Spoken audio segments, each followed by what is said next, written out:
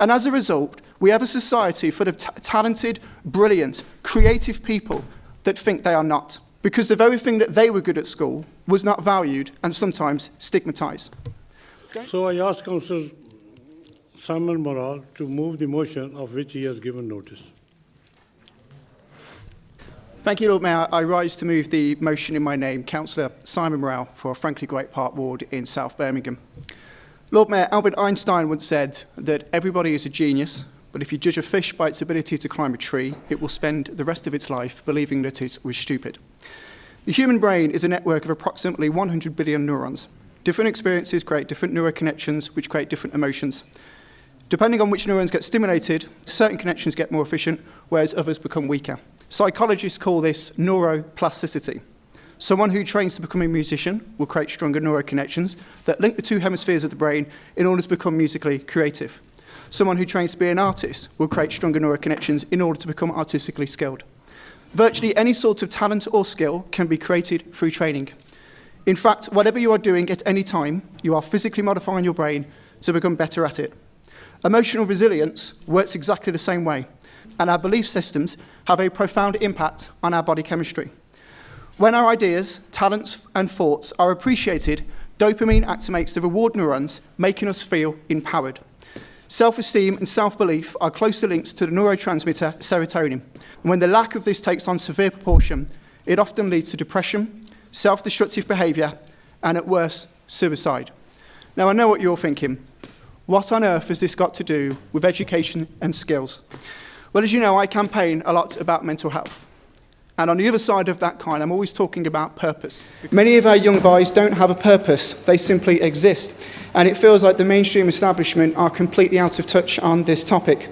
Now, I wrote some more notes here about purpose and ensuring that people have purpose in their lives, because mental health is only one side of this coin. On the other side, because purpose is really important. And to me, that comes down to three words. And you might have heard them before. Education, education, education. They were the words of Tony Blair and the Labour government of 1997. And I tell you, education, education, and education. A new dawn has broken, has it not? That was my generation. A new dawn has broken, has it not? Their great plan was to send 50% of students off to university, a goal that was only reached in the last few years.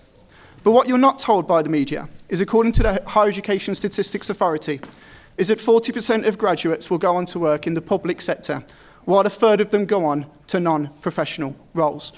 And according to the Higher Education Statistics Authority, in 2014, 40% of university graduates go on to work in the public sector. A third of them go on to non-professional roles.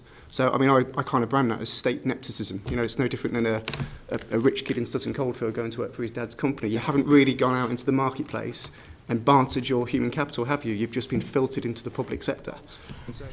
Don't get me wrong, Lord Mayor. I want my doctors to know what they're talking about. I want my planes to stay in the sky. But anyone who tells you that university is the path to the promised land is simply lying to you. The whole system of state education is a protracted process of university entrance, which has really come to dominate the view of intelligence and academic ability, because universities have effectively designed the whole system in their own image. And as a result, we have a society full of talented, brilliant, creative people that think they are not, because the very thing that they were good at school was not valued and sometimes stigmatized. For me, what I valued was business. I was a poor kid. I was raised on a council estate by a single mum. I just wanted to know how to make money so I could escape poverty. I dropped out of school to see our skateboarding videos, and I learned all my trade online. This kept me out of trouble, but it also gave me a purpose, as I would burn my own skateboarding films to DVD and sell them for £5. I was 16 making money from a hobby, and I often joked to my socialist friends that skateboarding made me a Tory. It was a website called lynda.com that I learned video editing. I was being trained by people from Adobe themselves, teaching me Adobe Photoshop, After Effects, web development. I was learning all this for a price of a Netflix subscription, where my peers were coming out of university £9,000 in debt. At the age of 21, I had a music studio above a shop. By the age of 21, I had my own music studio above a shop. At 23, I was working for an entertainment magazine. 25, I was working for the largest newspaper group in the country.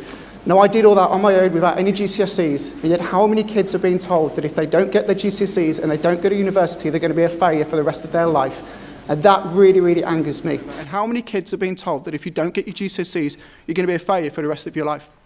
And Linda Weinman herself is pretty incredible. 2015, Linda Weinman sold her business for £1.5 billion to Microsoft. Why is Linda Weinman not in our school textbooks? In fact, where are all the entrepreneurs in our school textbooks? Why are we not teaching anything about business? Linda Weinman is my type of feminist, frankly.